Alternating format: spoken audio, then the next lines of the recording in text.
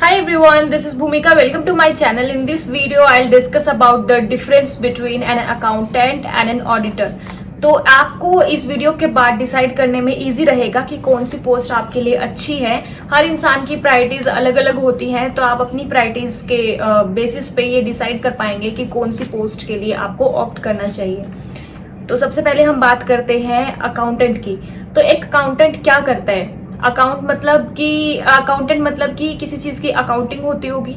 तो एक अकाउंटेंट के पास जो है वो दो काम होते हैं। या तो जैसे फॉर एग्जाम्पल अगर मैं लूं, मान लो कि कोई भी स्टेट गवर्नमेंट है या फिर कोई भी गवर्नमेंट है, तो अकाउंटेंट क्या करेगा, एक तो उनकी मान लो कि सैलरी रिलीज की है, ठीक है, और उसके बाद उस पूरी चीज की कि किसकी कितनी सैलरी रिलीज की है, इस चीज का भी जो लेखा जोखा रखता है वो एक अकाउंटेंट होता है।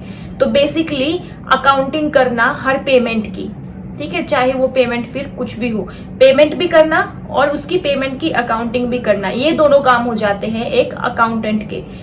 तो अब इनके काम को भी जो ऑडिट कर सकता है, इनके काम को भी जो देख सकता है कि whether an accountant did the job in a right way और नॉट, वो होता है ऑडिटर। तो यहाँ से आप अंदाजा लगा सकते हैं कि किसके पास ज्यादा पावर है। इस अगर आप केवल पावर सोचे तो एक ऑडिटर के पास ज्यादा पावर है अगर हम कंपेयर करें उसको अकाउंटेंट से। तो दोनों का ग्रेड पे बिल्कुल सेम है, दोनों का ग्रेड पे 2800 है, दोनों ही पोस्ट ग्रुप सी की पोस्ट है।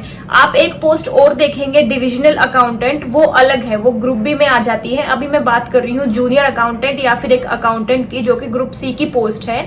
और ये हर डिपार्टमेंट में, अलग अलग ऑर्गेनाइजेशंस में है ये, तो हर डिपार्टमेंट में ही अकाउंटेंट का यही काम होता है। ऑडिटर का काम है, ऑडिटर क्या करते हैं, या तो वो एडवाइस कर सकते हैं, जैसे कि जिस भी डिपार्टमेंट में वो है। फॉर एग्जांपल अगर मैं मेरा डिपार्टमेंट लूं सीजीडीए, तो इसमें क्या है, हम लोग क्या कर सकते हैं, एडवाइस कर सकते हैं डिफेंस को कि आप ये चीजें कर सकते हैं, ठीक है।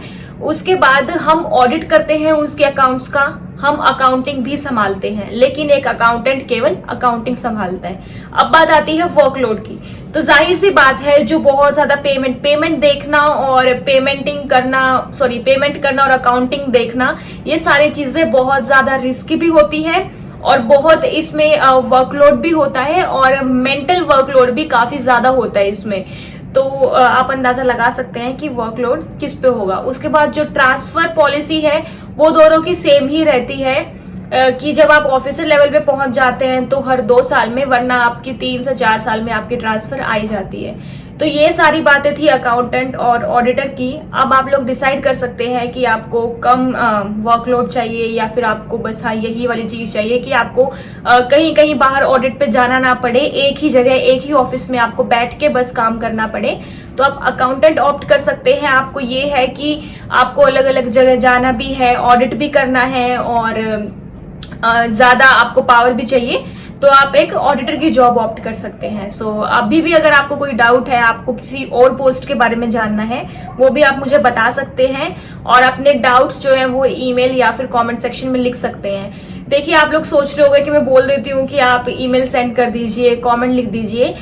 बहुत सारी ईमेल्स हो जाती है, बहुत सारे कमेंट्स हो जाते हैं, लेकिन मैं रिप्लाई सबका करती हूँ। तो फिर आप प्लीज थोड़ा सा पेशेंस रखिए, मैं जरूर आपका रिप्लाई करूंगी। जहां तक मुझसे हो पाया मैं आप सबकी हेल्प जरूर करूंगी।